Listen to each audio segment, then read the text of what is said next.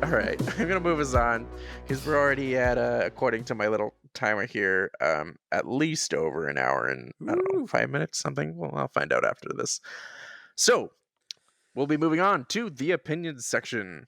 Yet again, we have this discussion, discussion. we, I just don't have Disquashin. it. Di- Disquashin. this discussion will be brought to you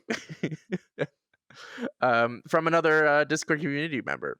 This has been really fun to take it because a lot of times we get these questions from the Discord community asking questions that are like, you know what, we kind of want to talk about this a little bit more than just the Q&A session, and those make their way into the discussion section.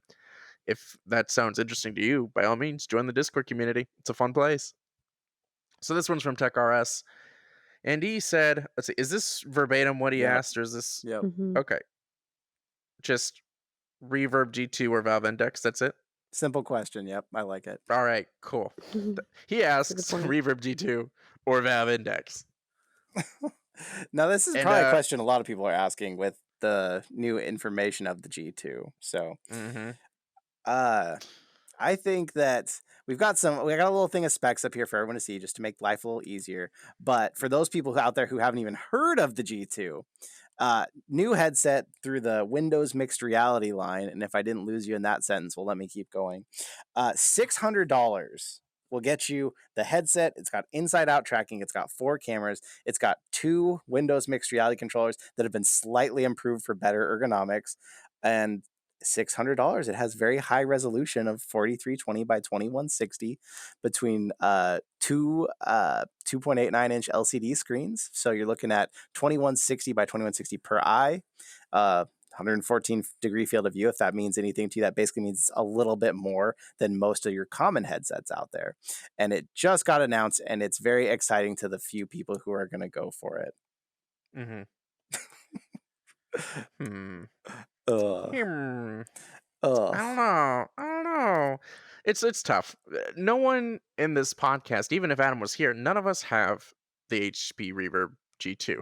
So there's a little bit of like, don't knock it till you try it. Yep. Yeah, it's so like, while we have our opinions based off what we've seen and what we know from previous Windows mixed reality headsets, which honestly hasn't been great experiences, there, if you've as a lot of VR is, if you've got a friend that's got this, do that first. That's always going to give you a way better impression than anyone here can give you. Yep. That said, we still need viewers, so stick around. So, what do you guys think? You gave a little bit. Will, what do you think? Reverb? Have you seen this before? Is this your first time hearing about this? No, that's my first time hearing about it. Gotcha. He ignores the Honestly, world of when Windows it comes mixed to reality. VR headsets, I'm just always on the cheap side. Like if it passes the $500 range, I just normally don't go for it, Just no matter zone how out. good it is. I'm just that cheap. Right. Yeah, I don't really have That's a lot anything of to say people. on it. Yeah. That's a lot of people are like, once you get over like $500, that goes from console price to like enthusiast level equipment. And not a lot of people are willing to, let alone able to, fork out that much money. So if that once they reach that kind of pricing, they're really, I feel like, how do I put this? There's a lot of people, if you're skimped on money, then you're going to go for the best bang for buck, which is right now the Rift S or the Quest. This isn't a better bang for buck than either of those. So it's not going to get that audience. The other big audience are the people that have lots of money to spend, and they don't mind spending a lot of money. And for them, they're going to want a better headset than this, which is going to be the Valve Index, because it's got better tracking. This has worse inside-out tracking than the Rift S, which is saying something. And it's got some stuff that's better, but Rift S has some why I say go and try these things. A lot of headsets are notorious for their screens. Even if they have higher specs on paper, it doesn't necessarily mean that the technology is pulled off well. Rift S is really well known for having lesser specs than a lot of the other competitors, but it does so much more with those specs that it has that it feels like a better, more immersive experience. And that is somewhat true for Windows mixed reality. These headsets are known for having a lot of issues. So it's got some better specs, but that versus the now really popular Valve Index, I don't know. I don't know. I don't think I would recommend it, even if it's $400 less. Wait, okay, is the Index 900 or $1,000? It's a I now, thousand for I the think it's whole 1,000 package, I altogether. believe. Yeah, yeah, Yeah. right. for everything. Mhm. So Index is $400 more dollars. Granted, I think I. I mean, not just I think, I know that I would still get a Valve Index, but I've Oh, got an for order sure. placed for that, and I'm not switching to this. Um, Even if it's cheaper. It's just, if you've got the money to spend more, then I don't think a lot of people would want this. I don't. Destiny, you were trying to say something over there. What are you thinking? Oh, no, I was just agreeing. Definitely Index, and for especially for people who are just getting into VR, like you said, they're not gonna wanna go past that price point. That definitely crosses over into the enthusiast level. Right. Yeah. $400 is already stretching it. That's not even a console. That's a brand new unused console price typically. Yeah. Um, that's not something people put down. That's certainly not something I expect a lot of younger people to be able to imagine. I, I imagine there's not a lot of parents that are going to hear, "Hey, I want to get the Reverb G2. How Right. much is it? It's $600. Is there a cheaper one? Yes." Your kid impression is spot on there. Yeah, It's exactly. basically you're all getting the same consensus from us, but just to give you a little tiny bit of more information if you were still wondering, there's only 3 things on paper where the Reverb G2 wins. One is absolute resolution, that's pixel for pixel.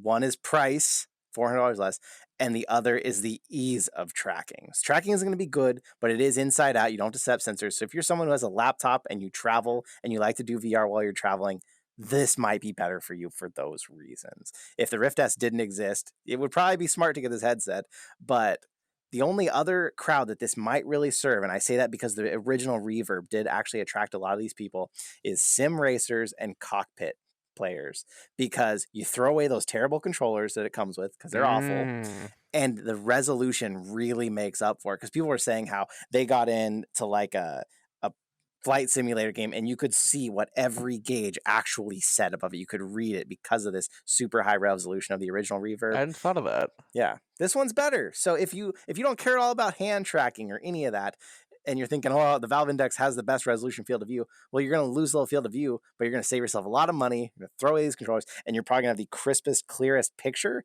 and more than good enough tracking for a cockpit or a driving game. Uh, Hmm.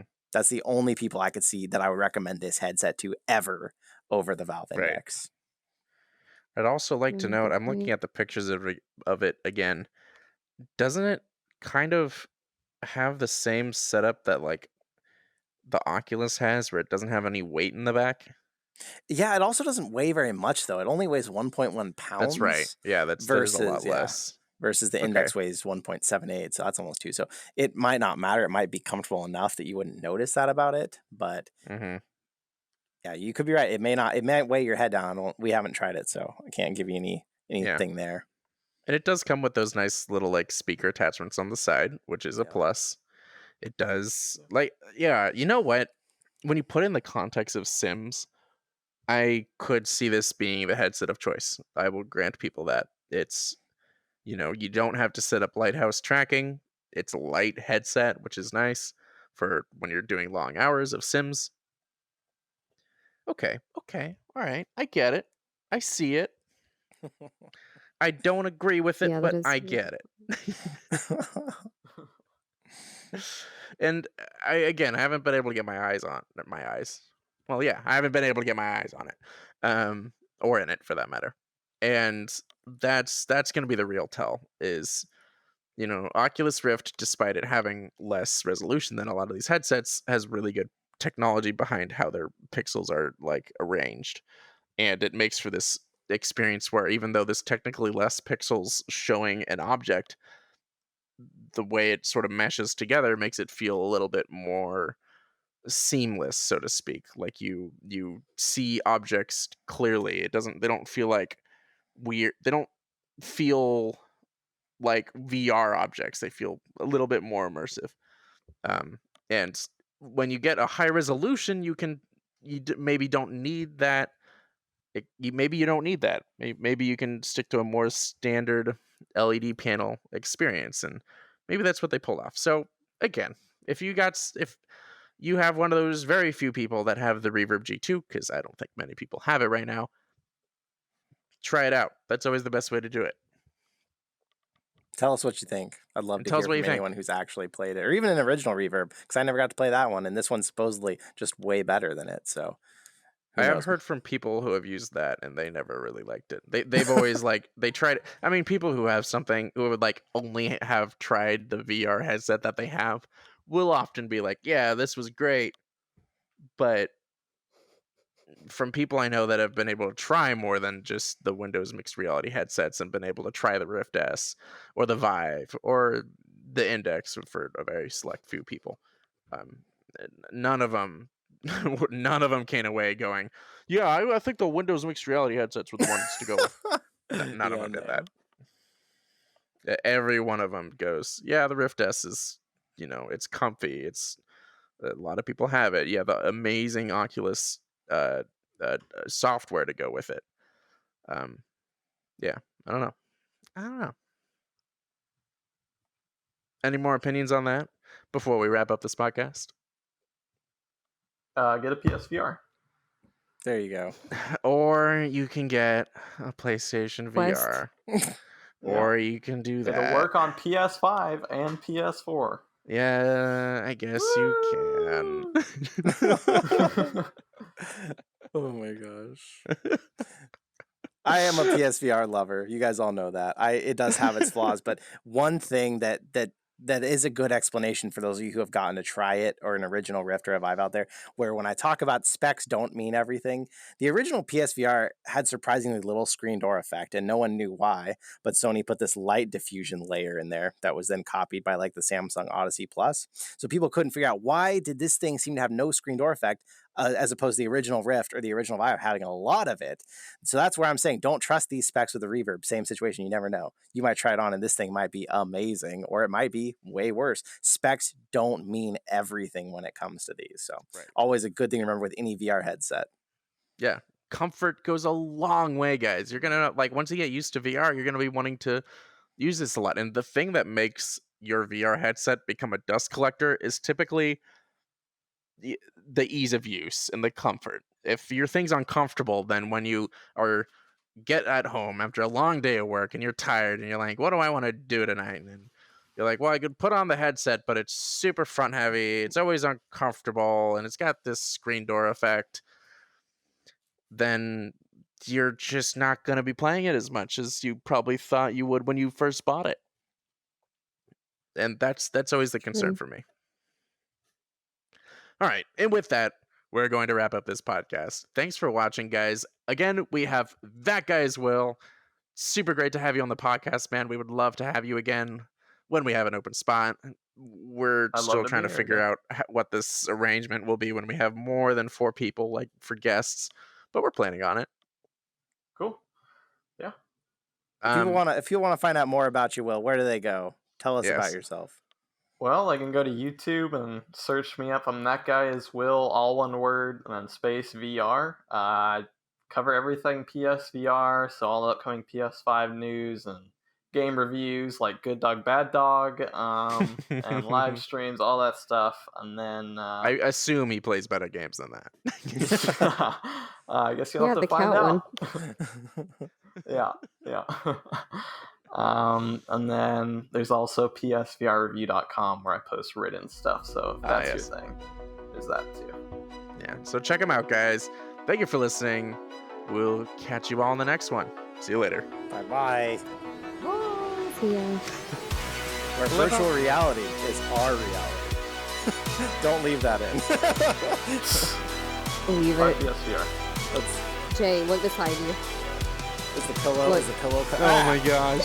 It's right there. Ow! Oh, I just punched my desk. There's been so many times where I've tried to not laugh, where like there was one just like levitating over there by the stairs, and